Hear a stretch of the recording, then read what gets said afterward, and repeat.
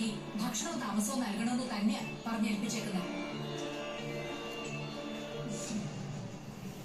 വീട്ടില് വന്നു കയറി അതിഥി പട്ടിണി കിടക്കുമ്പോ എനിക്ക് എന്നെ അറിഞ്ഞില്ല കുട്ടികളെ.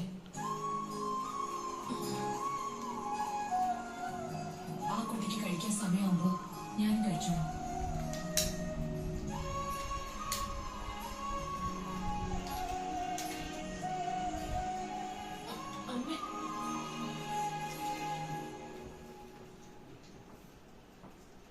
ചേച്ചി, ഈ പറഞ്ഞത് ചുമ്മാ ഡയലോഗാ. അമ്മയ്ക്ക് ഇവിടെ ഇപ്പൊ ഇളയ പുത്രൻ കെട്ടിക്കൊണ്ട് വന്ന പുന്നാരം വരുമോ? അതാ ഇത്രയ്ക്ക് സങ്കടം. നീ ഒന്ന് മിണ്ടാതിരിക്കോ? ഇപ്പൊ പട്ടിണി എടുത്തിട്ട് കുറച്ച് കഴിയുമ്പോ എനിക്ക് വിശക്കണോ എന്ന് പറഞ്ഞ് വരാതിരുന്നാ മതി. സാധനങ്ങളൊക്കെ നമ്മള് വാങ്ങിച്ചു വെച്ചത് തന്നെയാ.